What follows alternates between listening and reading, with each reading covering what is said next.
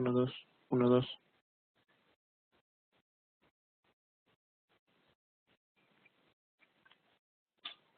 Uno, dos. ¿No?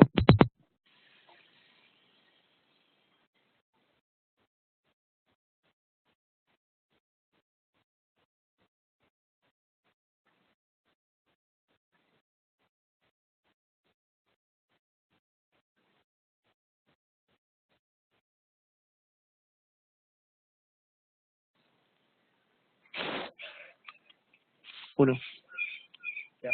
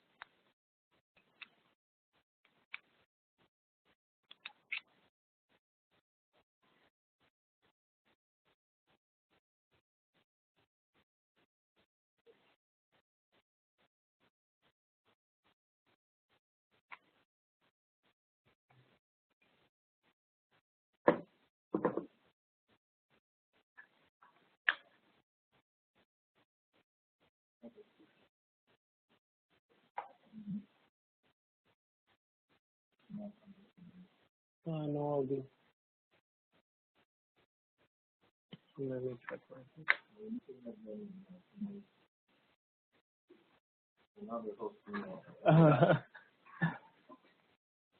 Okay, let's see.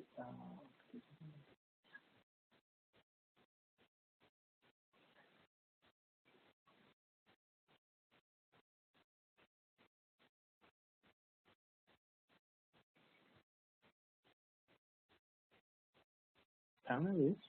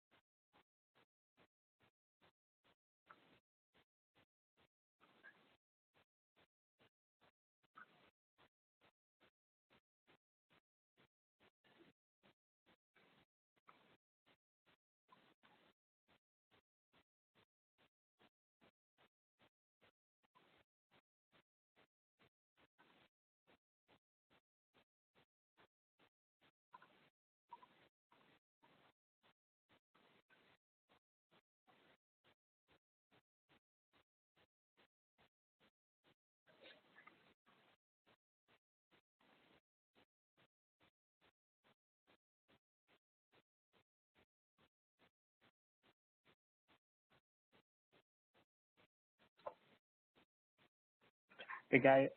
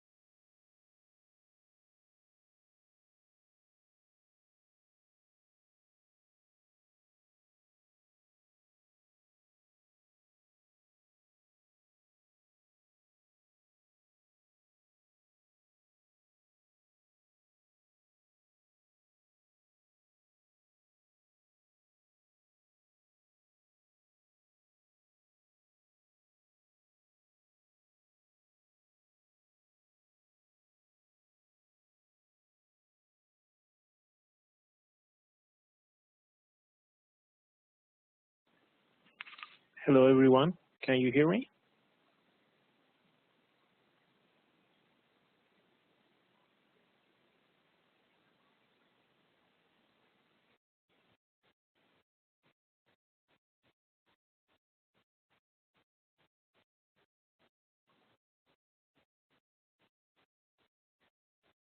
I can see Juvina, us, and I don't know if Tiwa can hear me.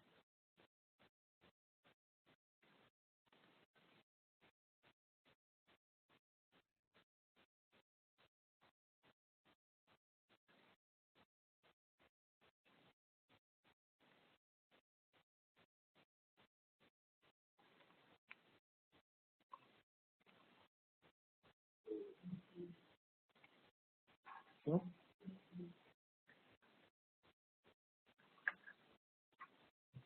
Okay.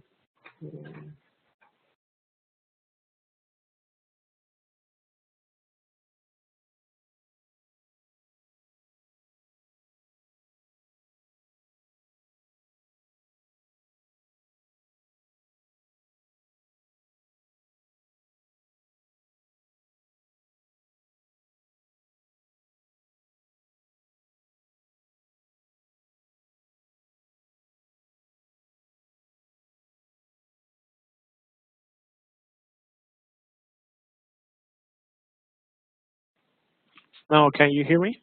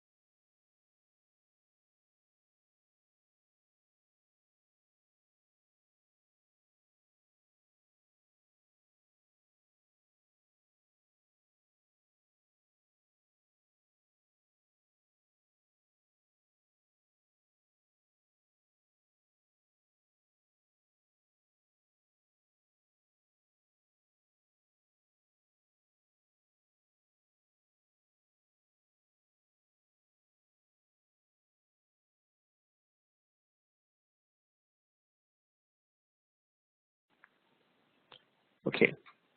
Hello, everyone. I hope everybody can hear me correctly. If you are not able to hear me, please let me know in the chat.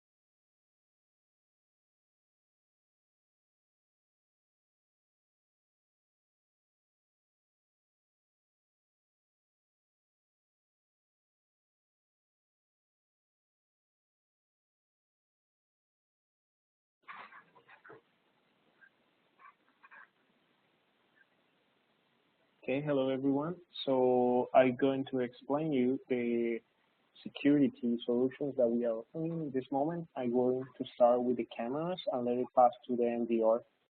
First, I would like to refresh some concepts of how to choose the cameras correctly depending on the situation or the project that you have. So this is the diagram of our solution. We are going to start with the cameras in this moment, and later we are going to the services and the control center. The first one is like from all the requirements of the camera for the project, what is the specs that we need to fulfill, or what is the meaning of each one of the specs that the camera presents? The first, the best way to choose the camera will be starting from the resolution, the optical, the low light sensitivity, and the WDR. Starting with the resolution basically is how clear I will be able to see the image when I make zoom. Here's an example of what happens when we have a D1 resolution and when we have 1 megapixel resolution. When I make a digital zoom, I am able to see more details. When we have a bigger resolution, we have a bigger field of view. We can cover more ground and see more clearly. Normally, the 3 megapixel resolution are for a small solution at supermarkets, office, residence, restaurants, places where I don't need high detail of each element. For the 5 megapixel, normally we suggest for shopping malls, casinos, and big lobbies on the hotels.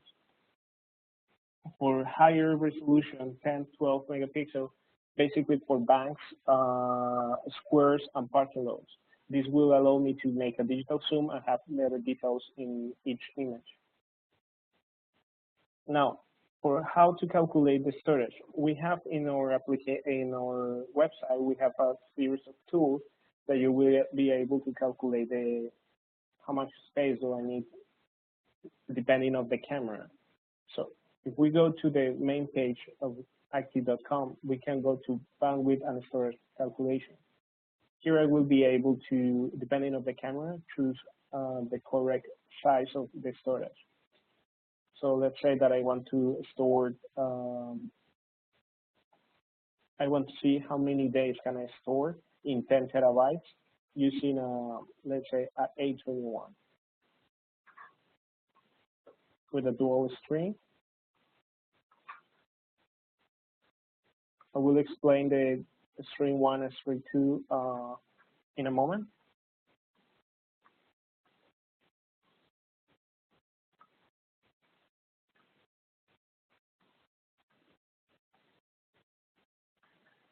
So this is a really quick example of how to use one of the tools that is really important. How to find how many days can I record depending on the space that I have and the camera that I'm using.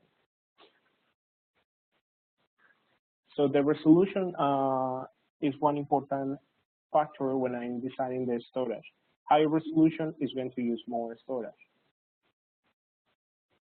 Now, what kind of lens do I need for the different situations? In this moment, we have fixed lens, varifocal, and zoom cameras. Normally, the fixed lens are for basic use, like we said, that small restaurants and houses. Varifocal is when we need to have a flexibility in the installation. And the zoom cameras is when I need to constantly zoom in and zoom out to see better details. So here's an example of a varifocal that allows me to go to a farther and see more details and see more clear the image.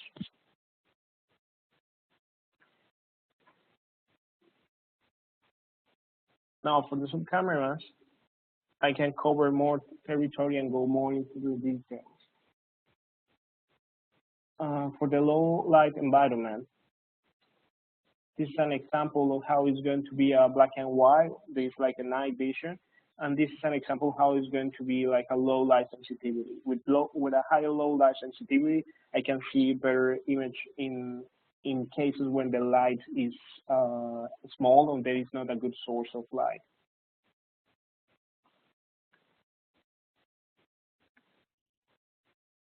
These are different examples of some of our cameras we have and the different scenarios. Now, the WDR is something that we use when we have a high contrast scene, when we have like a source of light in the back and we are indoors. For example, the entrance of a building and the main entrance of a building or close to the windows. Normally, it's used to in casino or entrance of the different locations. This is one of other the characteristics, the Y angle. That is how open, how big is going to see the camera.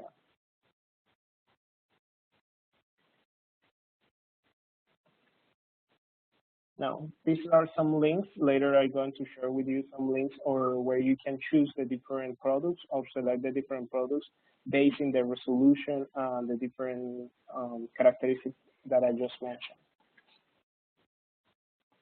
Now, let's go to how we manage the different cameras that we have.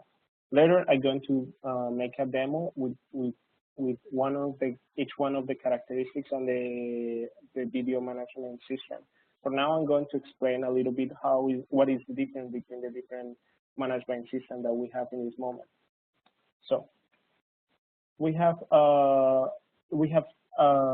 different version of the NVR for different projects.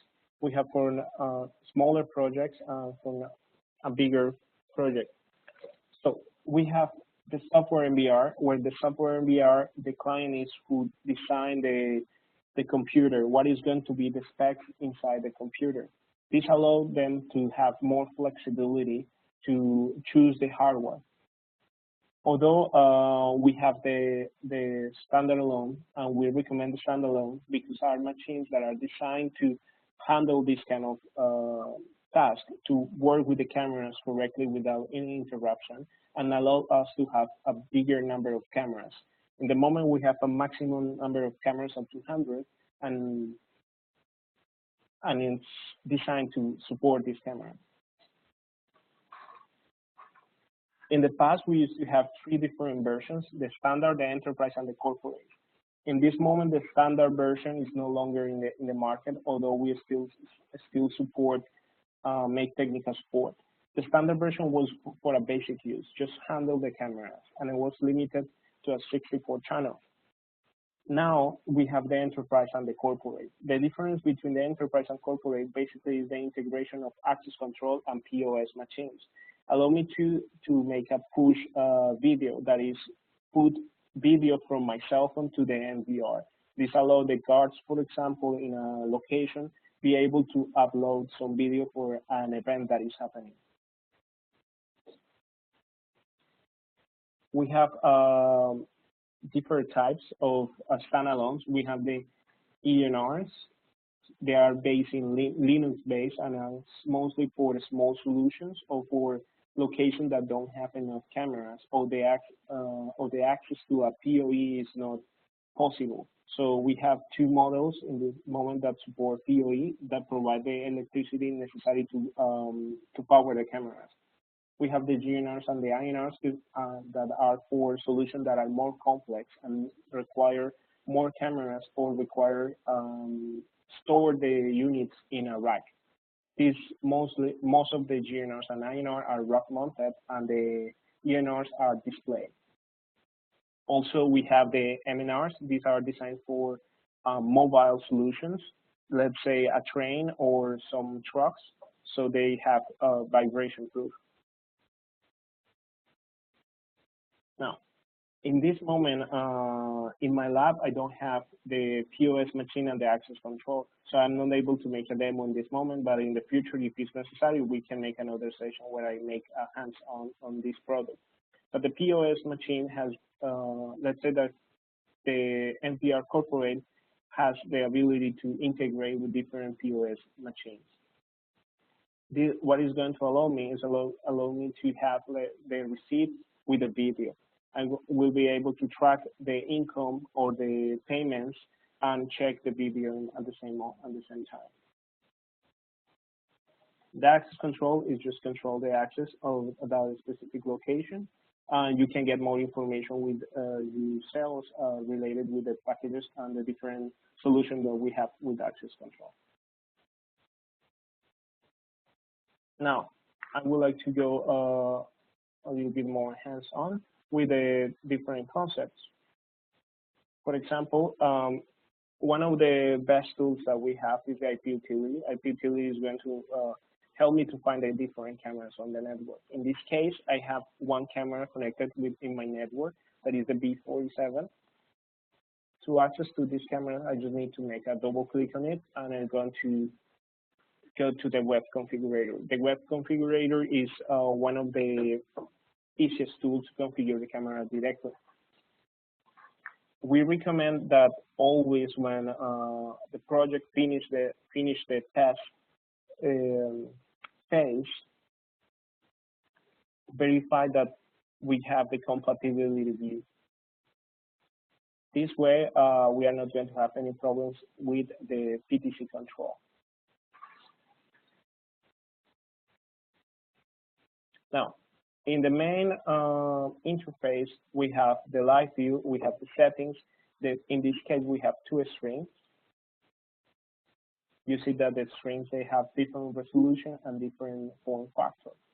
I'm going to explain later why we have this solution. We have the ability to make a snapshot. The cameras that support, we can talk through them, and we can modify the size of what are we seeing in order to handle it better. In this case, we have, this unit has EPTC, so I am able to make some basic movements.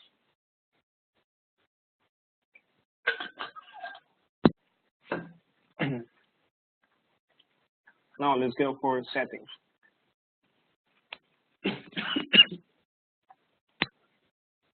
Here in host, we can change the name of the different support names that we have. I'm going to leave it in English.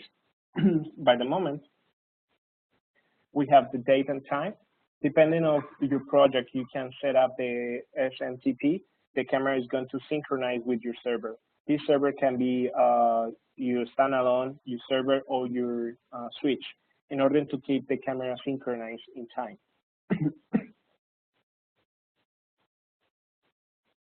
From the network,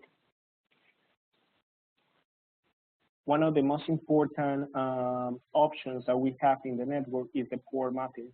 Here's when I'm going to make the configuration to port map the camera to a public IP, either because I need to put it public to somebody to check, or because my camera is in a different location and I need to make a one connection in order to add it to the NVR.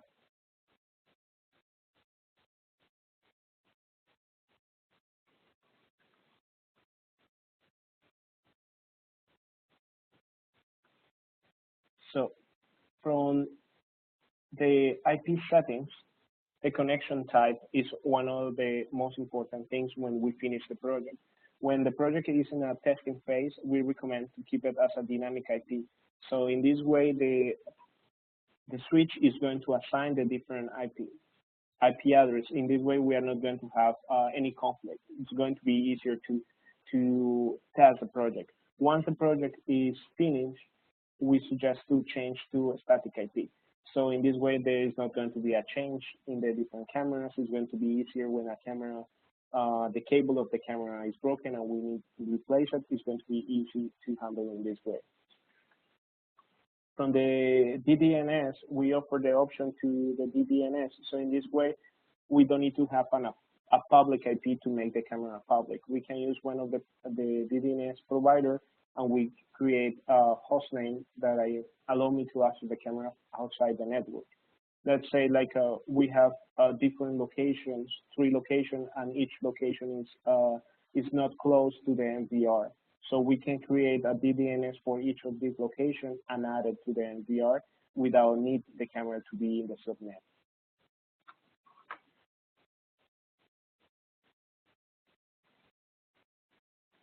Now for the video settings, the live frequency is really important. It's going to give you the different FPS, and it's going to be important to know which is the live frequency of your country. If you have a different live frequency, you will have some effect that is like flickering. Some lines is going to appear and it's going to move, especially with this type of light, like a white light. So in this case, I have it in the live frequency of Taiwan, so we don't have that issue.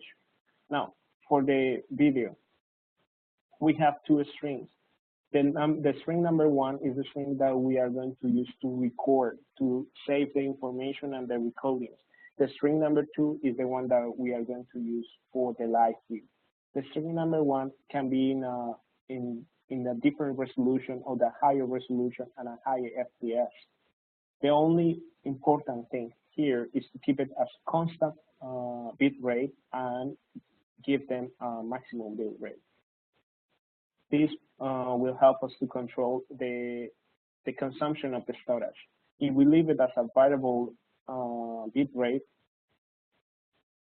the throughput of the camera is going to change depending on the scenario. Let's see that is more contrast, or there is a low light. The consumption or the bandwidth that I'm going to use is going to be higher. This is going to affect the storage that I have. So it's going to be less days of recordings. So the good practice is keep it as a constant. and the bill rate, maximum bill rate, is we suggest to be close to the resolution. So it's like a tip when you need to configure camera. Now the string 2 needs to be in a lower resolution and a lower FPS. Why? This is because the string 2 is the one that we are going to put in the live view of the NVR. We make the decoding of the image in the CPU. So if we have several cameras displaying in the NVR as a live view, it's a big consumption of the CPU. So we need to lower the consumption of the CPU in order to have a smooth performance. In this case, we use the string number 2 for this. In some cameras, you are going to see the string number 3. The string number 3 is normally used for the mobile client. Later, I'm going to make an example of this.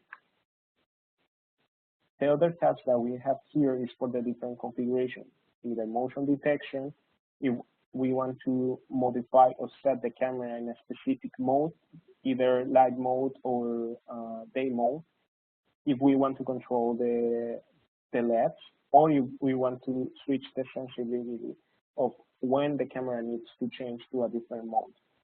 Let's say that we want to change the camera to be more sensitive, less sensitive to the dark.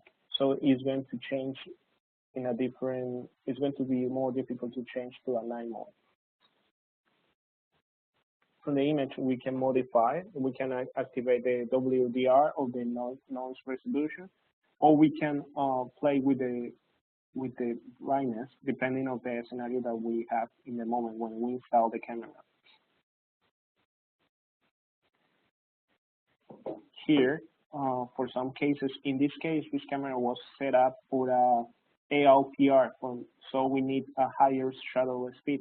So in these cases, you have the expert settings, so you can modify the different pictures of the different characteristics depending on the necessity. In this case, we needed a fast shutter speed. But if your case, the priority is the quality of the image, you can switch to this mode and just apply, and the camera is going to configure to the best performance and the best image. Now we have the OSD, it's just the information that I'm going to display on the camera, and we have the privacy mask. For example, let's say that we have a camera on the top of the counter, and close is a POS machine or a machine where we are going to use the credit card.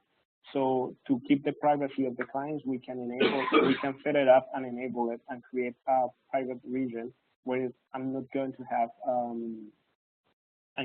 a black spot or something that is going to cover the privacy, or it's going to give privacy to the user.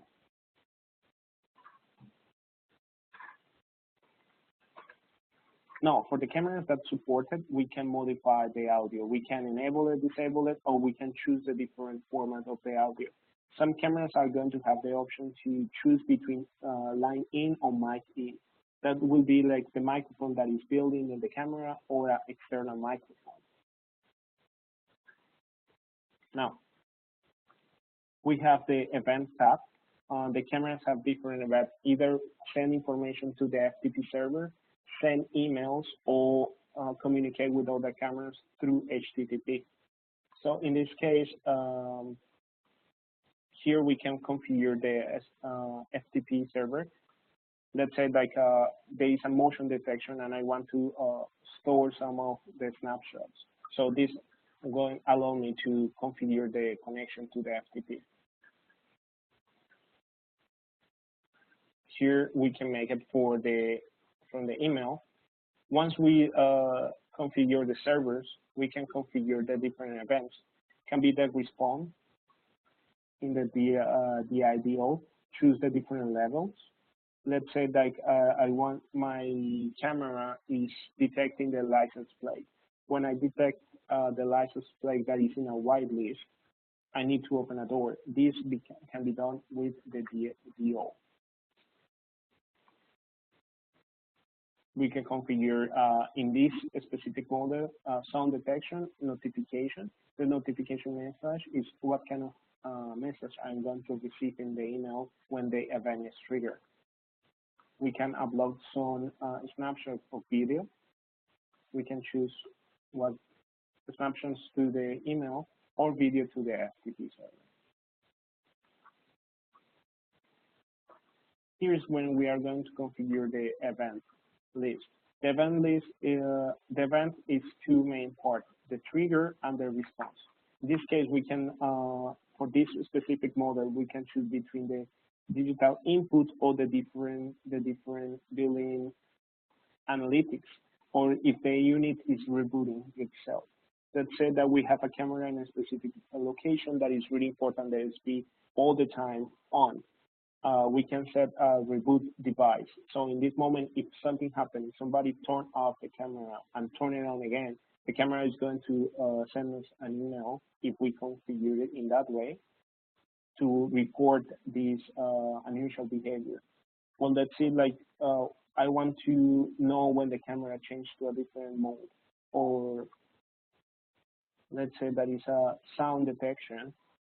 So the response is going to be to change to the night mode. This is a basic configuration of events. We can make a further configuration, more complex configuration with the NVR.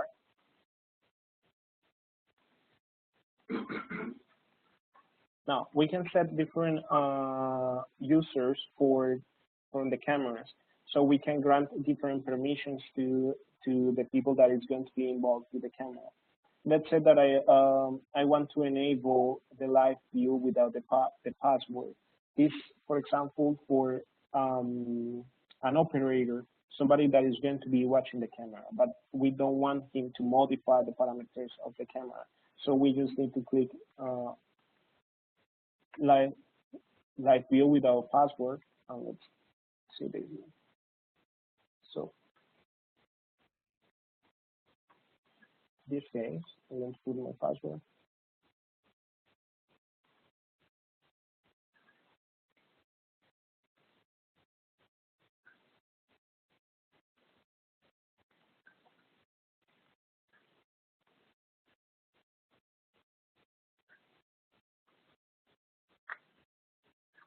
So in this moment, I provide the option to see the live view without key the password. In the moment that I want to go to the settings, I will request the password. This gives me a layer of security in the configuration and allow me to the people to check the video stream. Now, the following option is mostly when we make troubleshooting. Let's say that you have a problem with a specific camera. Normally, we request always the server report and some information of what is the framework, so we can give you more information. Let's say that we have a new framework that is higher performance, and you notice that the camera is having some issue or some performance with the NVR. One of the first steps that we are going to ask is the framework version. So if you want to know if your camera is in the latest framework, what is the framework version, you can check it here and see some information. You can export some server report. This is going to give us some information of the hardware configuration of the camera. What kind of ports they have, what kind of encoder is using, what kind of frame rate is using the camera in this moment.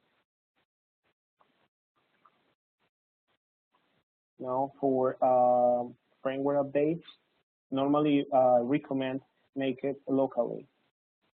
Here you can browse for the firmware update. Where to get the firmwares of each camera? You can go to our download center, for example, and let's say that we are looking for the latest firmware of the B46.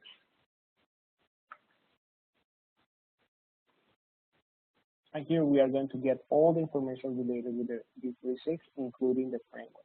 I can download this one and upload it locally. That is the safest way to update the firmware of the camera.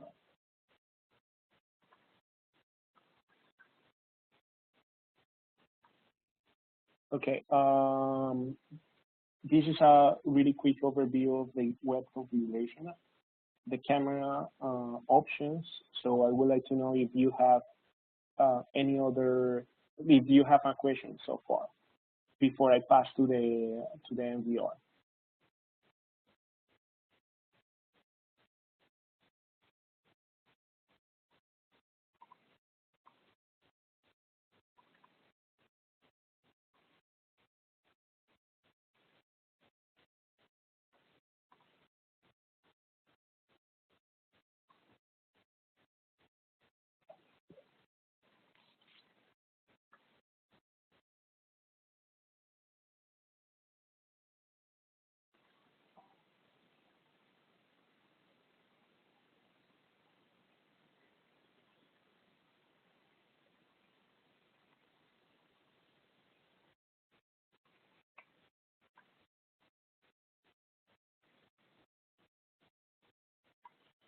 Okay, so I'm going to move to the NVR.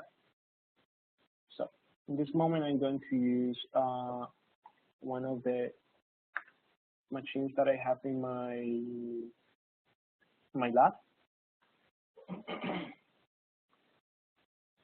So this is the live view of the NVR, but I would like to start with just with the login.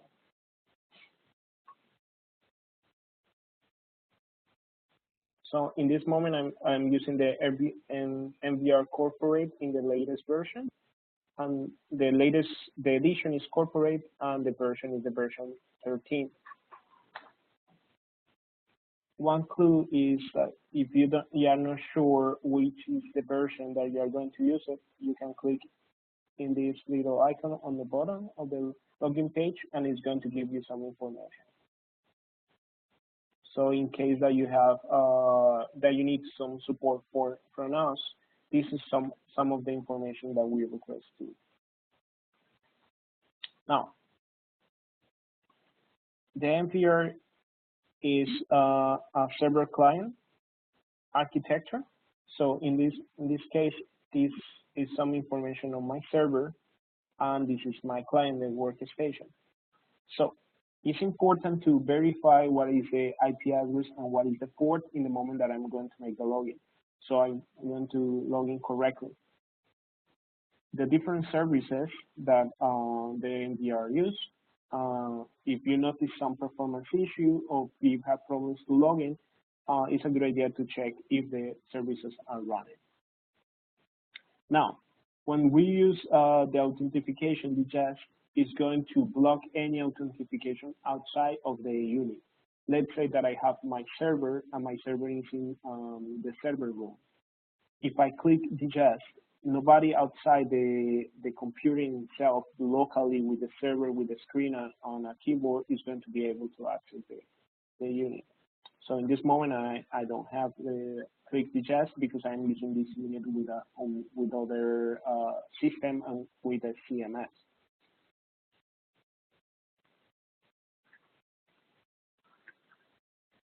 Okay, I can choose where I can go as soon as I log in the live view, the playback, or the settings. Let's leave it as a live view because I want to show the UI and make a small change in the server.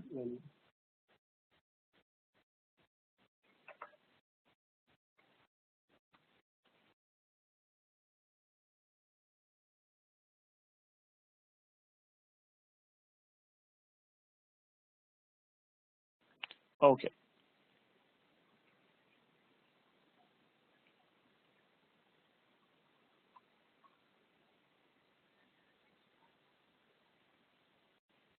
In this moment, it's going to be a little bit slow because I am connecting through the network to another computer.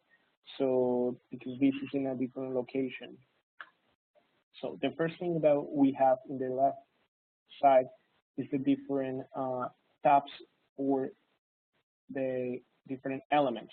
Let's say that we have the views. We can set the different views for depending on what I need or depending of what user is using the NVR. So in this case, let's go for the default view first. I have a grid of two times 2. I can modify this going until up to 64. For that reason, when we have 64 cameras and we have them all in live view, is the recommendation is use the string number 2 in order to reduce the throughput of the system. Because a 10 megapixel resolution in this size of the live view doesn't make sense. We can have the same quality with a lower resolution, and lower resolution is going to be a lower throughput. Now, this is one of the features of the NVR. We can add some websites. So let's show how can we do it. So this moment, I just need to click the edit of the view. and hover one of the windows. In this case, can use here the map. I can put here the URL.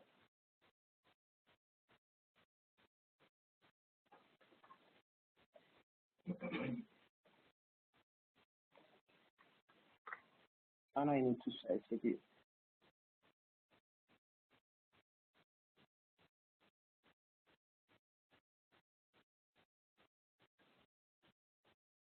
So we have this option. Now, we have another option that is add Google Maps or an eMap. In this case, I have already preloaded an eMap.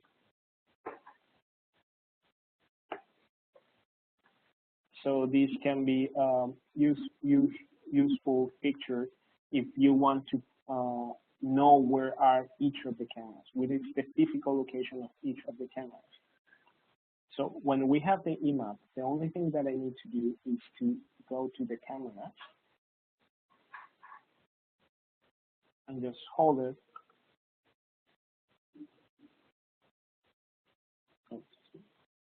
We need to open this, and we can track the cameras. So in this way, we have a visual clue or in which part of my building is located the camera. The camera can be rotated to make to see where is the viewing angle. And when I'm done, I can just save it. So let's say that is something, some event happening in some of the location. I can just go to the camera, double click, and I'm going to have a small view of what is happening in that moment.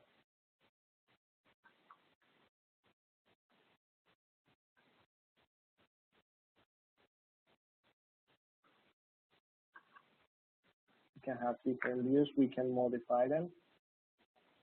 I can set as a default view one of the cameras. This is going to be important when we have several people interacting with the same unit. Let's say that I have the security guard in the main door, and I want him to see just the cameras that are in the perimeter of the main door. I don't want him to see the cameras inside. I can create a specific view for him, and I create a user that is going to be able to access that specific view. I'm going to explain you how to create the user and limit the access in a moment. So this is the view tab. We have the cameras. Here is going to be listed all the cameras that are in my system that are connected to the NVR. In this case, I have 4 cameras and the cell phone that I'm going to show you how to make the push video. We have also the information from the POS machine. Here is going to be like the different POS that I have in my facility and what kind of POS do we have, what kind of point of sales we have, and the events. Let's say that I want to change. Let me choose the view a little bit.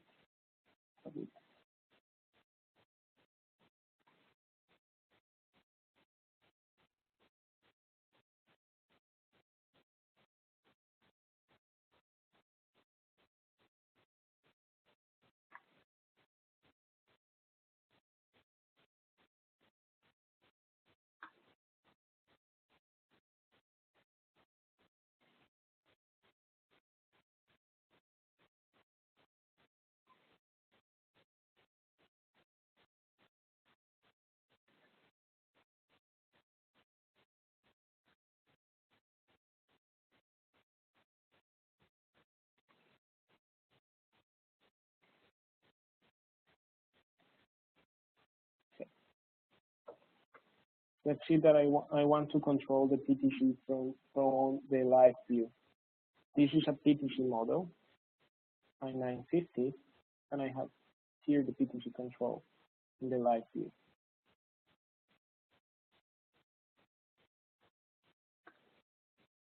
Okay, it's a little bit of lag, so let me do it from the configurations.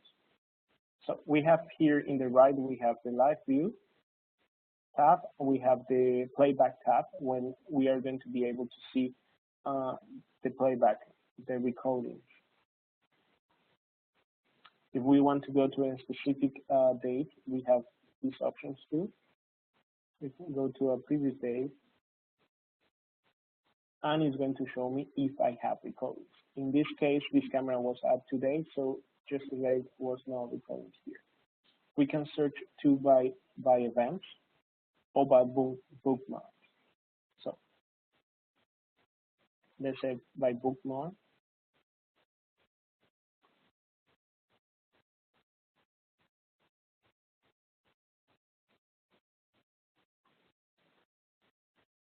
So in this case, I have one bookmark that I found that I made this morning, and allow me to find a specific time and a specific recording in one moment.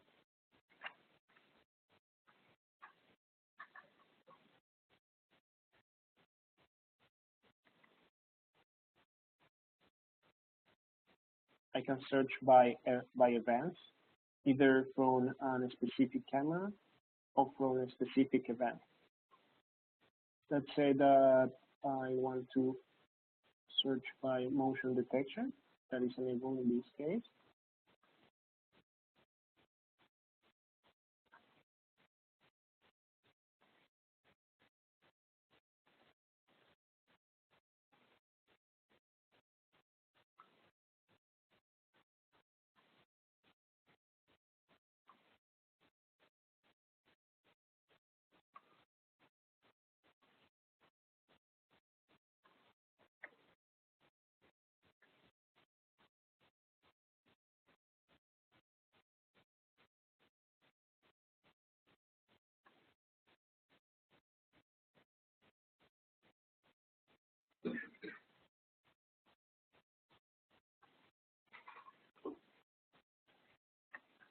So here we have the different events. We have a motion detection. When it was triggered, it's going to take me to the timeline, specific timeline where the motion happened. When the motion happened, I will be able to see what is happening in that specific moment.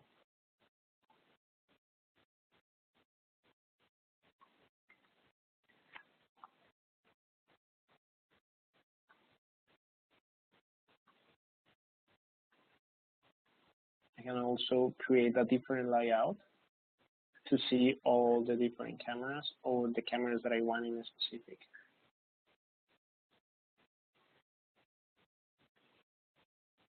Now, in the configuration of the settings, I will have different options. The options to create the users, to add the new devices, either ACTi cameras or third-party cameras if it's necessary, using OnVIF.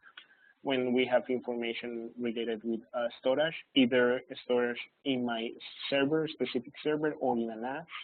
If I want to schedule a specific way to record, let's say that I just want to record at nights when motion detection is happening. So we can do it from this event, from this schedule. The events is the different answers to the trigger. Let's say that is a motion detection, and I want to get an email when it's this motion detection. The language when I want to change the language of the UI, and the system configuration. So for the system, I recommend set the SMTP as the first thing you do when you install the NVR. So in this case, if you forget the password of the NVR, you can recover it. If you don't set up this SMTP server and you forget the password, there is no way that we can get the password back. So it's important to set up this SMTP server. Now you can make some modification of the layout, change the location of the bar, of the information bar, of the events, the views, the cameras. You can change it. You can change the size and the font. Export settings where you want to export the information. The configuration of the joystick. If you have a joystick connected to the unit, you can set the buttons to do a specific thing. the license. You have two ways to register the license, either online or offline. Offline, you need to do it in our website. We have the license for ACTi cameras, for third-party cameras, and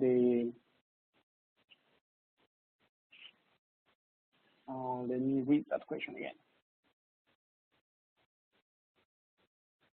Yes, some third-party PTCs are supported in our system. Depends on how close they implement the NVR, the on-beat protocol. You can double check if these third-party cameras are supported on on-beat in the official website of the on-beat. But yes, some of the third-party cameras can be controlled by the PTC control here.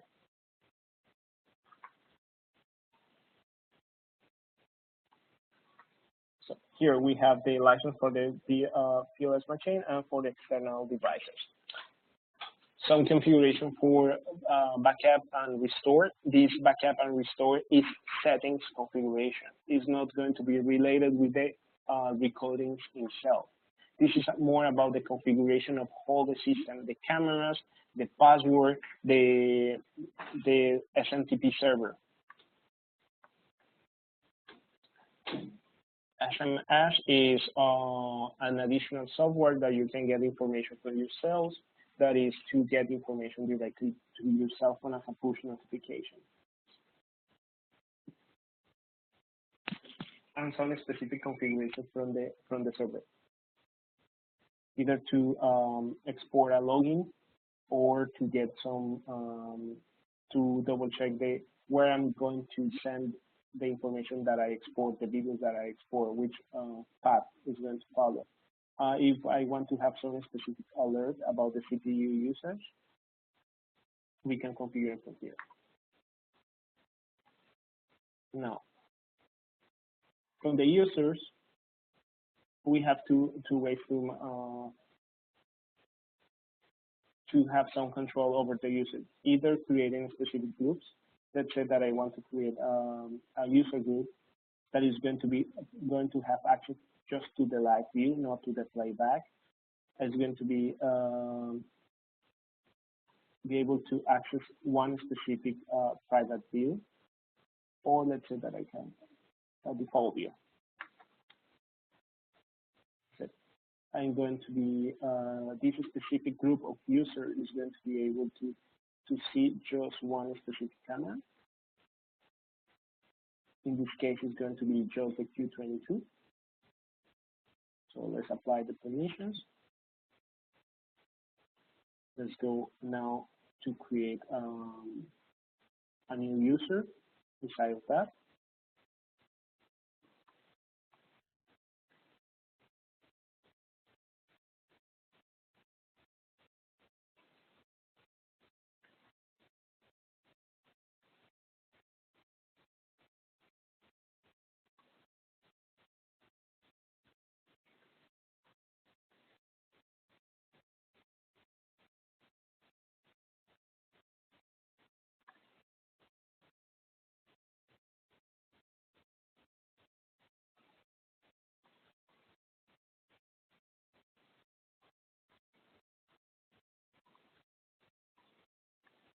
And it's going to be from the group user.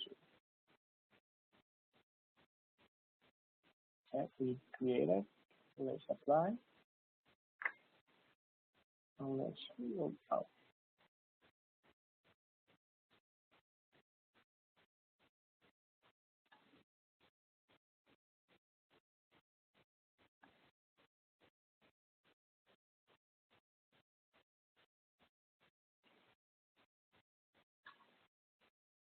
So it looks like I'm making a mistake in my password. Oh. So it looks like I make a mistake in my password. Let me log in with my admin.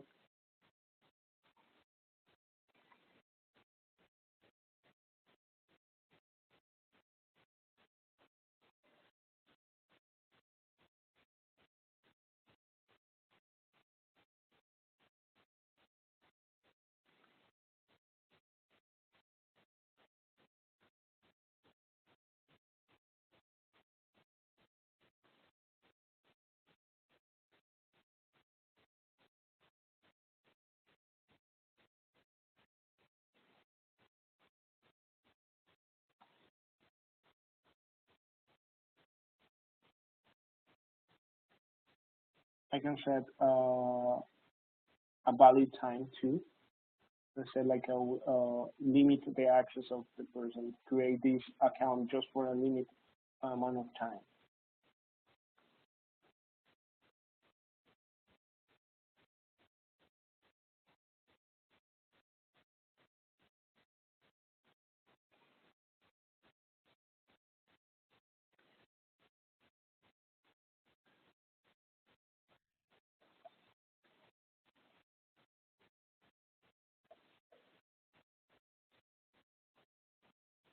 Hmm. I have been problems to remember the own password. Sorry, my own password. Okay.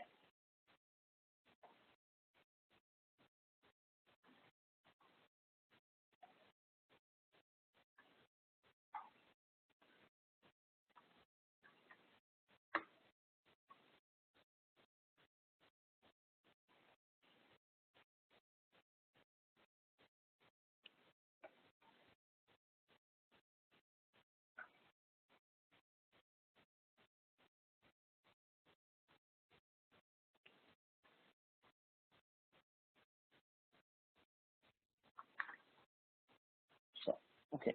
I'm going to move on because we have other topics to cover, but this is the way how we set the um, a user. Sorry, because I'm forgetting a little bit the password and we're taking a lot of time in this. So I want to cover other topics. One of the topics that I want to cover that is really important for here is the ability to add the cell phone. All of this information you can find it in the admin manual that you can download from the download center. There is more detailed information of each of the fields and all the limitation that we have in the moment that we are creating the users. In this case, I already have my phone assigned here to the admin. You see, this is one of the manual. So in any case that you have any doubt on or something that I didn't cover in this session, you can go to the manual always, and there you're going to have a detailed explanation of how to set up every single picture of the camera. In this case, for example, how to add the, the mobile client to make a push notification. Just some information about the server you're going to use, and you're going to be able to assign it to the user. So I want to show you how it's going to look. Let's say that I have my phone here.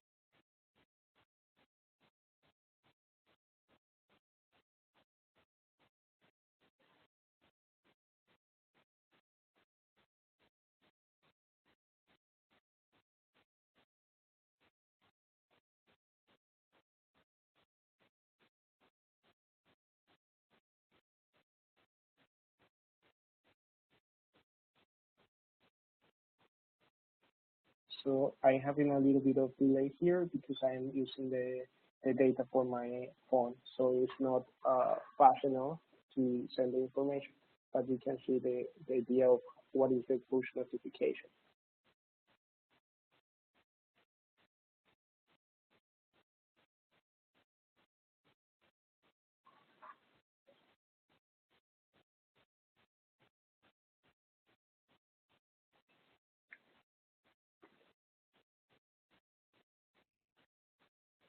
Okay, so here is when we are going to see which is the ID of the phone that is connected, and each user will have just one phone, one mobile device attached to each account. Now, let's go for the third tab. The third tab is when I'm going to add the different cameras.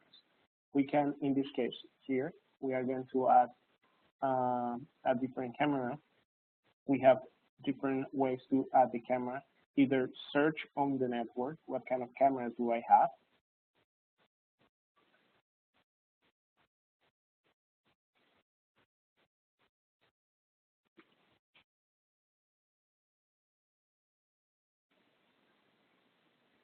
So let's see that I want to add one of these cameras.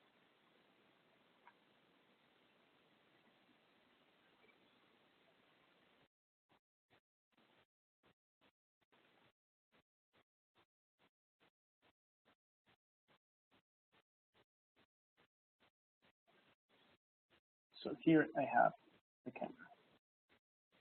Giving click, I can go to the specific configuration of this camera.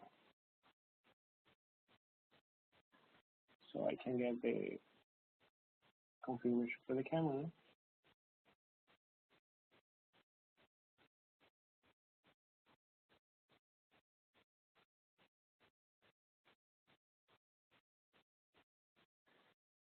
In this case, we can see that the type of configuration or the type of connection that we are using is on beam. So let's try to add one camera more.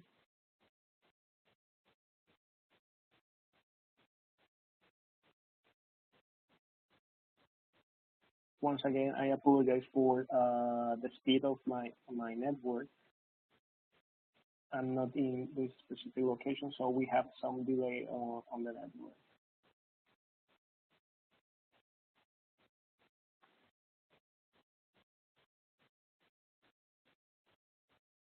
In this case, for example, this camera looks that is being used for one of my colleagues, and the password is different.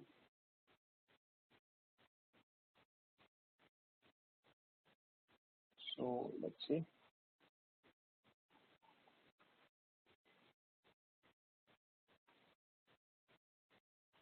So the password has changed, so I'm not able to access this unit in the moment.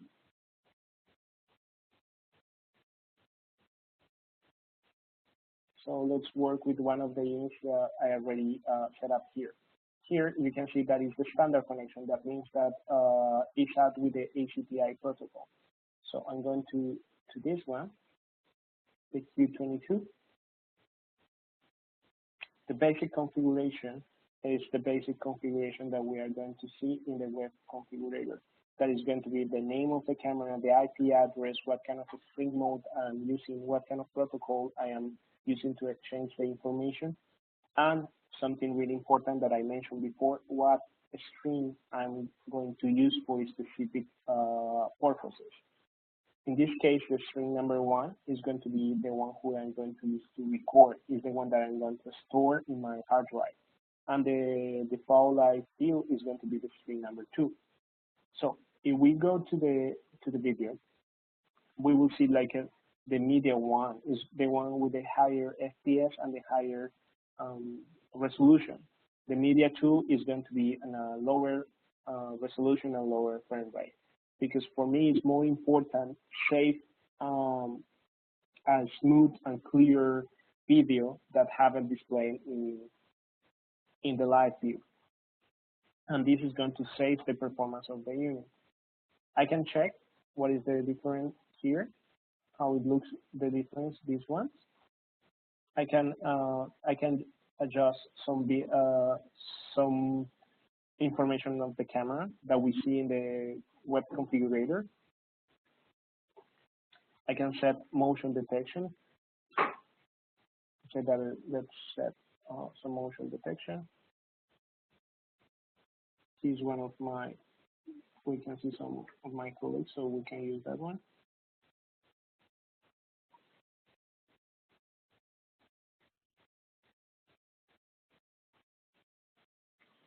So in this case, I set the motion detection.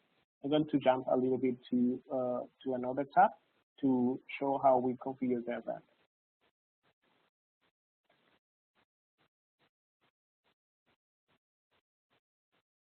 In this case, the event is with the Q22, and it's going to be the motion detection.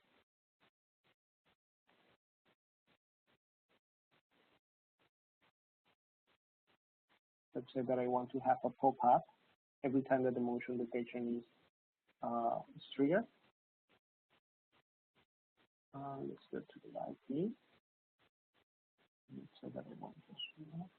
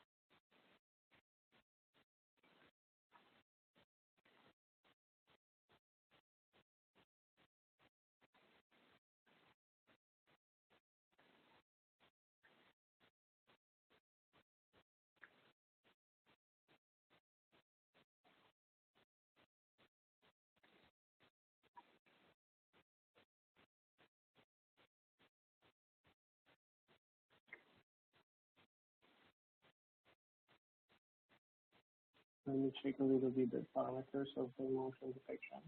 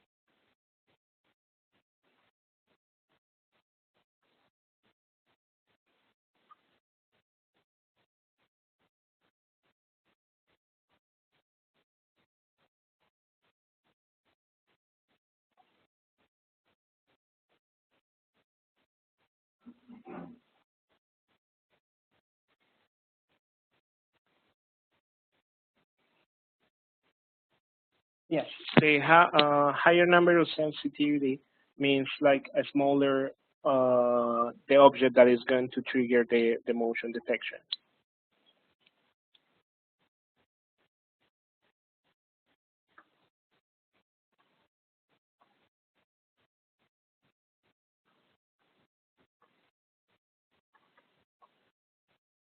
Okay, let's continue with the other configuration. Later we return to this one. Okay, so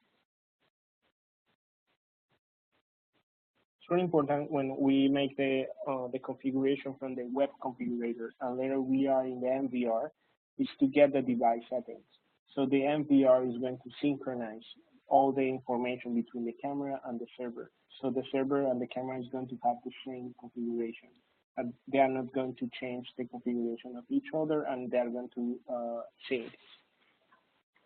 One of the options that we have in our system is the visual tracking. Let's say that I want to, let's say with a, oh, okay.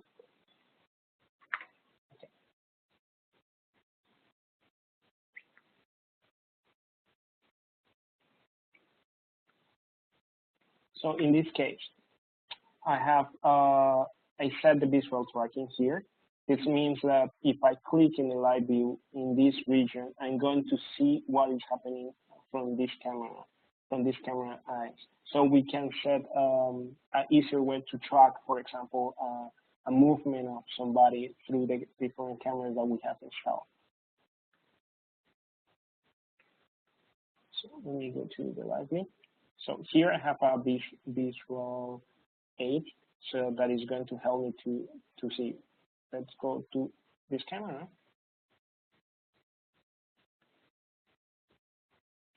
So I'm going to see from the eyes of this camera. So I'm going to stop the.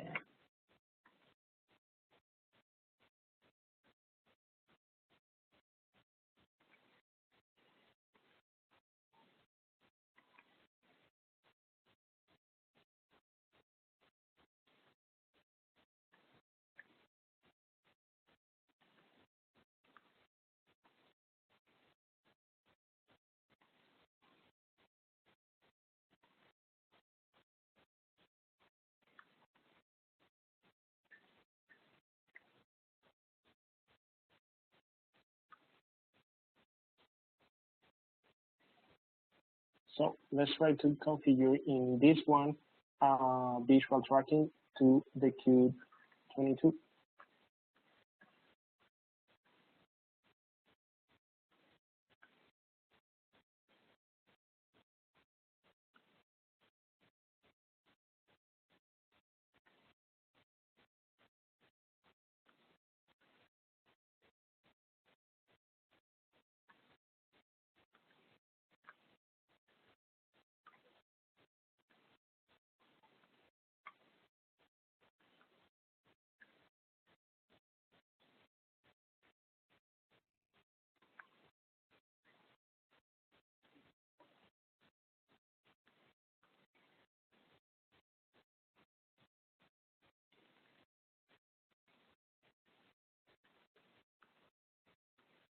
So in this way, we can create sort of a connection between the different cameras.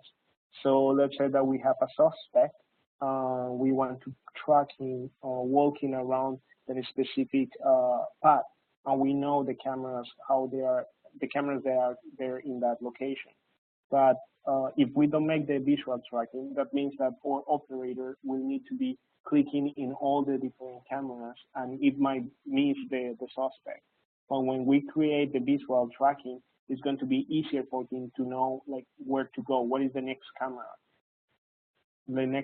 to go. It be, for example, not necessarily needs to be on the camera itself, can be one of the corners, and that's going to help us to go to a specific location.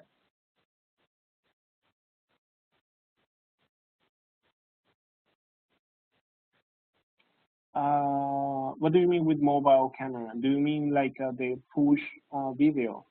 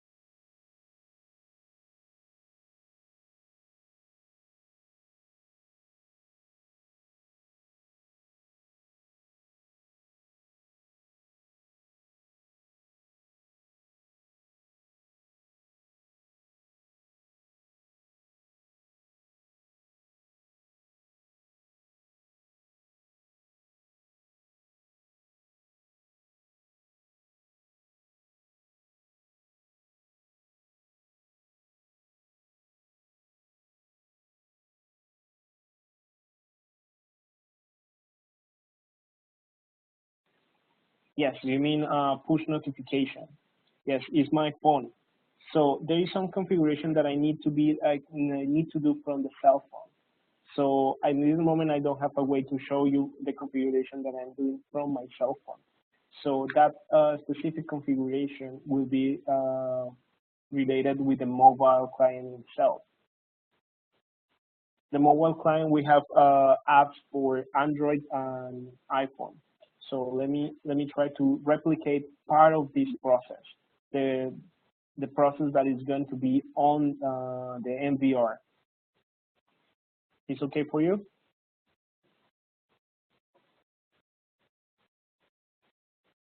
Okay.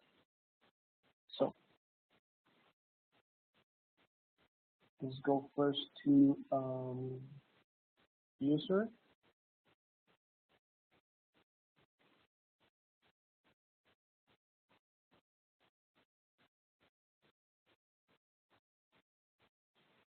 So apply the changes.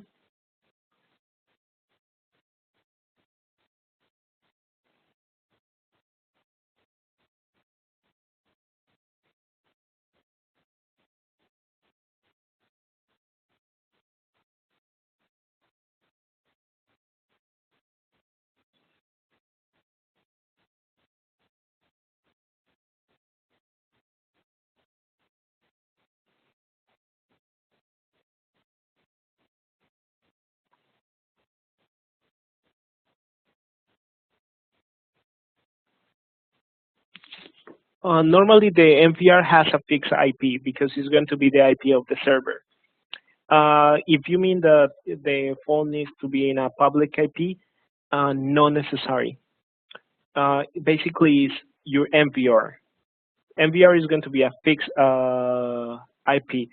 If you want to connect, be able to connect or see the cameras with a mobile client or push the video from your cell phone using 3G or 4G or LTE, you will need to have like a public IP and the NVR in order to reach it. Or you need to have the NVR sort of DDNS that I can put in the phone to send it and connect it.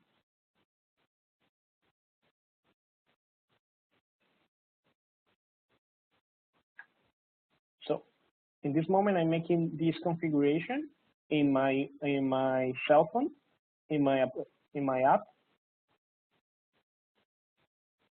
So now,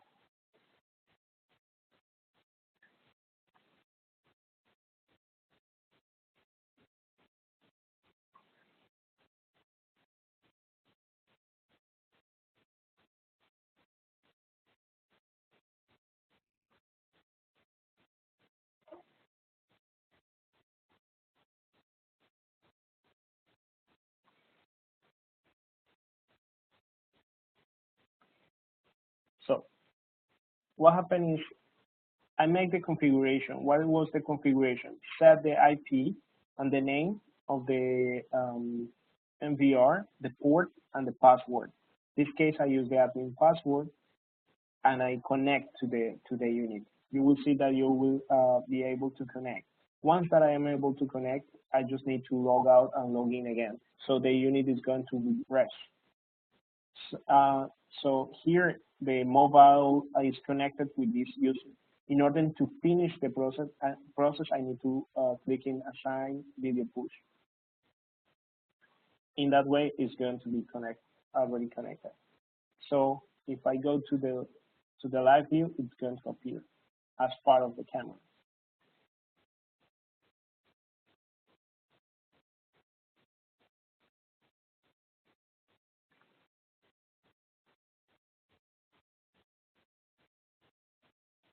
It is clear in this way, or do you want me to elaborate more in this point?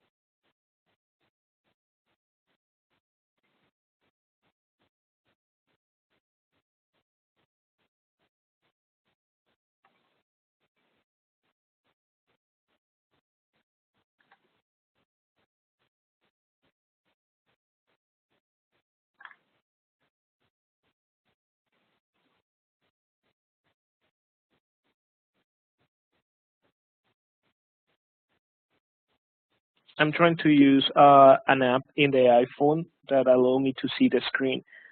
So let's say if it's possible to connect, so I show you the configuration that I'm making in the phone itself.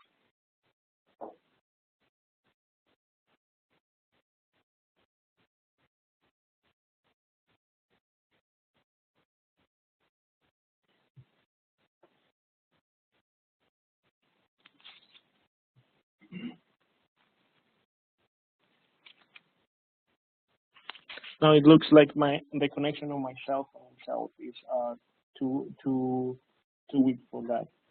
So although if you have more doubts about it, how to connect, you can contact me and I make a, a, a different video for you. So where I show how is the configuration from the phone and the next steps that you need to do on the NVR to connect it. What about that?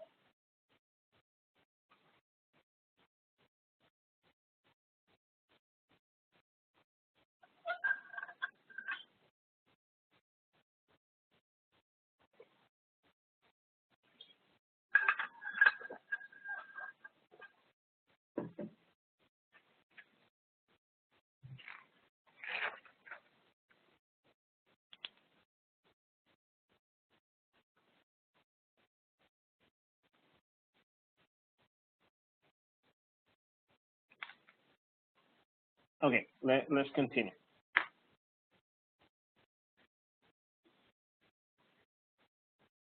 So we were in devices.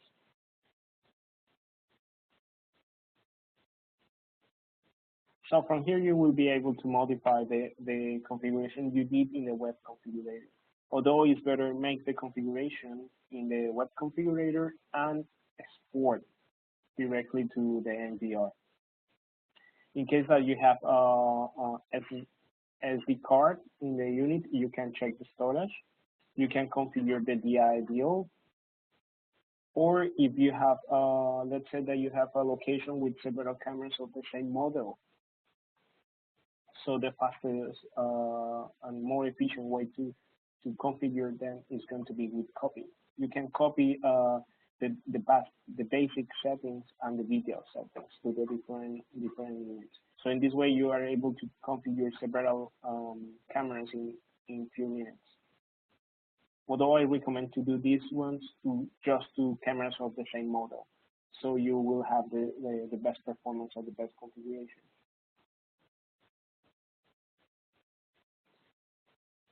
Now let's see how it looks the configuration from the PTC. So in this case, the PTC that I have them connected with OnBeep, that allow me to have some control in this part. Give me some control of the zoom.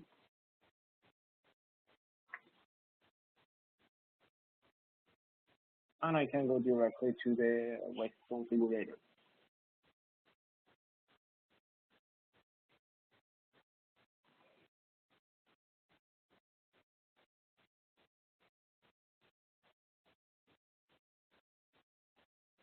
So let's go for the next tab. The next tab is the storage, where I'm going to see what is the drivers that I have connected.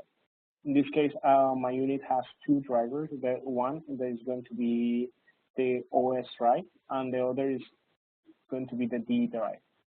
We recommend that never record in the same OS drive because it's going to have some issues with the configuration. So it's better to save the OS drive. For the reserve free space, in this case, this unit is just for testing, so it has a small space. But in a real project, the reserve space must be 10 or 5% of the total space. So in that way, the database is going to have enough space to make the recycle process, to move the information, to store the information correctly. Once you configure the NVR and you make a modification here, it's going to create something called database corruption. So your unit is not going to be able to recycle correctly information because this information changed. So every time that you make the configuration, try to don't modify this information. Just when you make the initial configuration, set this as a first parameter and let it continue with the configuration of the other part of the project. You can choose how long to keep the logs, the information. this system log.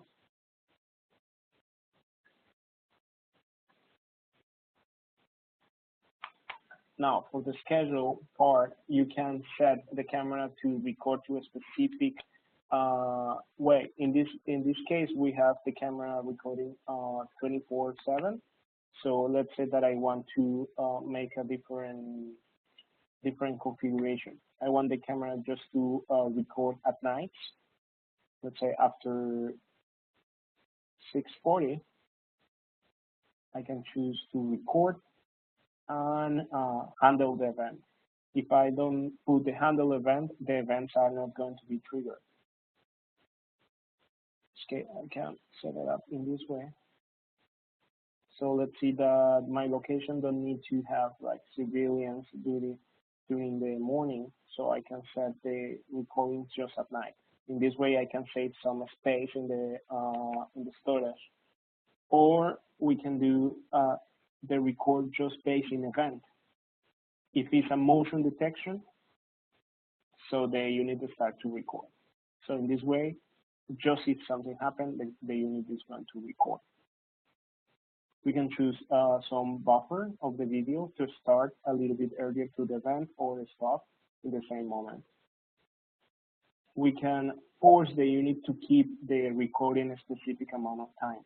For some projects, you will need to set these dates according with the policy. It can be 30 days, 60 days, 15 days. But you need to be careful to calculate correctly the storage, the number of days that you can save videos according with your storage. So we recommend that the hard drives should be those who are in our website, that are recommended in our website. But in case that you have a user with a lower RPM hard drive that is having some issues to keep up with the throughput, one of the solutions could be like a specific storage. Or let's see that you have you don't have a RAID configuration, you have just drives. You can set up a specific storage and choose where you are going to save that information in a specific location. For this option, I recommend you have clear which cameras are going to which drive, so you can use them efficiently. And always, you finish the configuration, apply.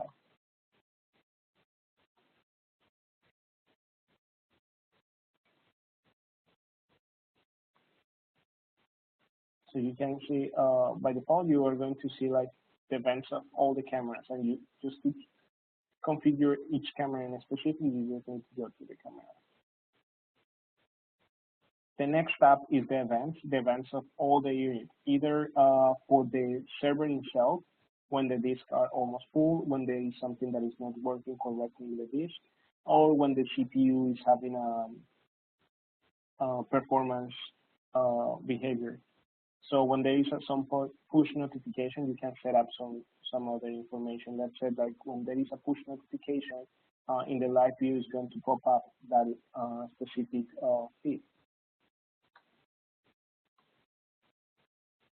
Here we can configure for the different cameras some response to the events. We saw it a little bit earlier, and it's going to be similar to the options that we have in the web configurator, even to send a snapshot to the FTP server, or send an email, talk with a specific PTC, or make some notification to a specific groups.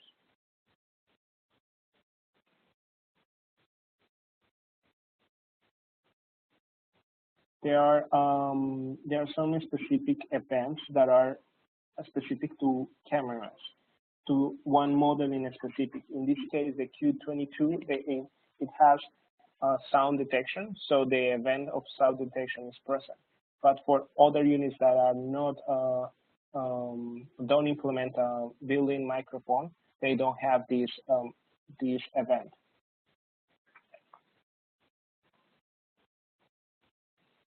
Now for language, if you want to make some changes in translation, and we return to system.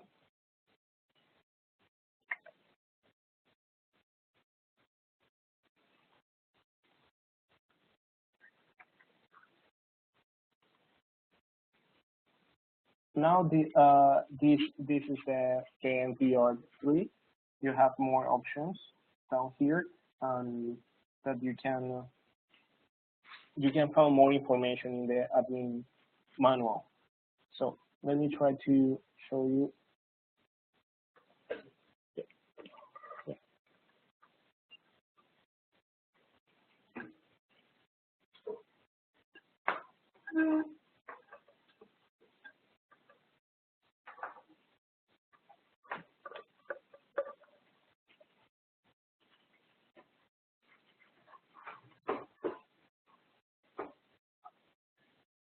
So in this moment, I am connecting to another machine in the lab.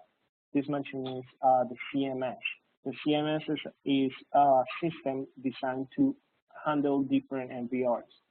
Let's say that we have NVRs in different branch of our company, and we want to centralize everything, like manage everything for a central location.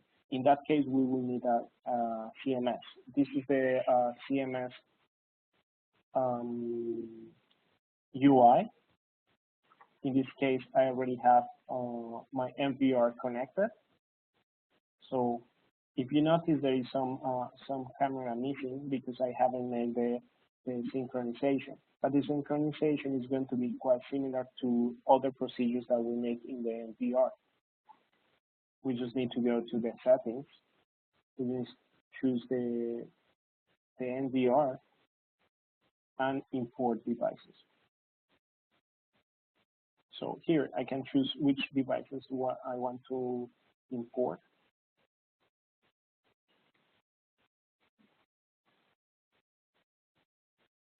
I can create users, different users. I can make use of the TV wall. In this case, I don't have available a TV wall because it's being used in this moment for a demonstration. So, but if you need more information about this, just let me know. I can send it to you, or I can make an extra session for this one. We have the same information about the system, the configuration of the SMTP, and the backup and the license. So let's return home once we make the synchronization. Let's go to the active. So here I have the next camera that was missing.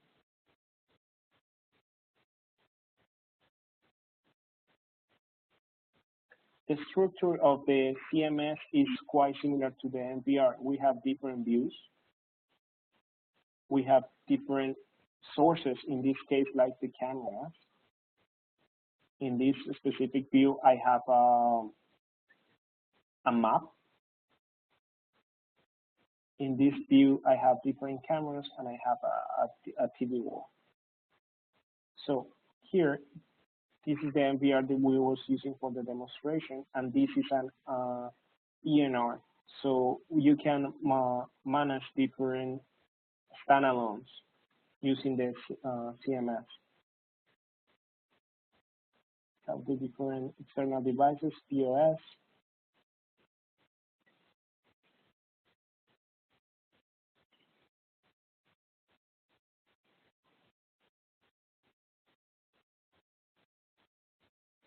Yes, the CMS needs to be in a different unit. You are not able to put NVR and CMS in the same server, in the same physical machine.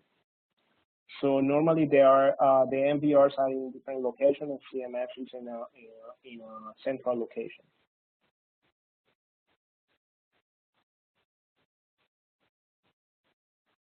Yes, you can control the different cameras from the different NVRs. You can limit these access.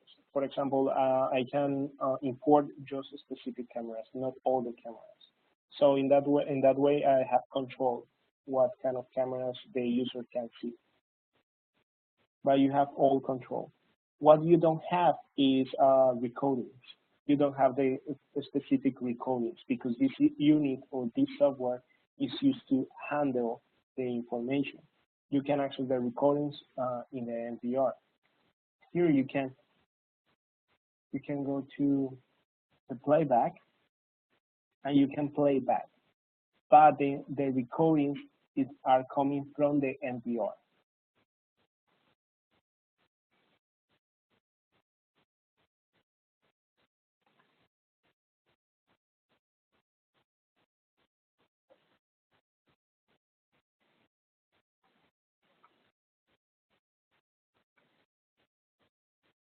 So there is small difference is that you can export the CMS log or the source log. In this case, the source log is going to be the NVRs, ENRs that we have connected. A common question is like, can I add a single camera to a CMS? No. You need to add an NVR or an ENR. You need to add a source.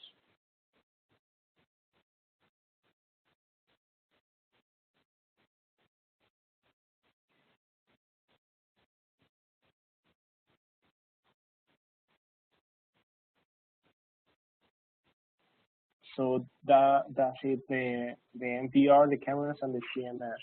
Do you have any other specific question?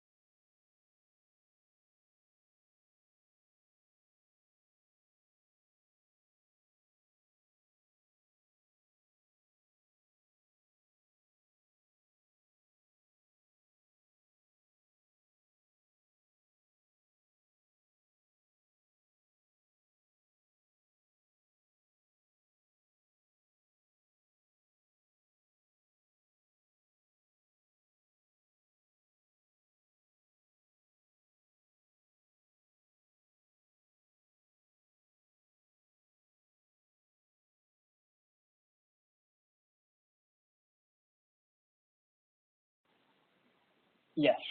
Uh, the NPR is limited to 100 cameras, and all the models are limited to 100 cameras. The CMS is open. You can get until to 6,400 if I'm not mistaken in this state. It depends of your network. It depends how fast is your network.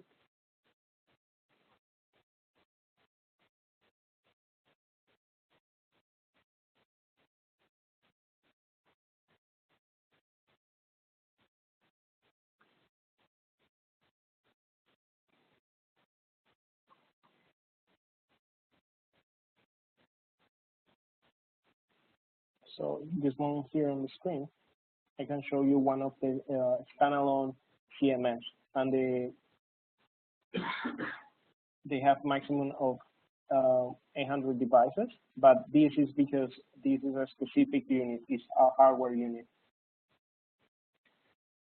But as the NVR, you are able to build your own server, and we can provide you the software. So the limitation is going to be attached from your server specs.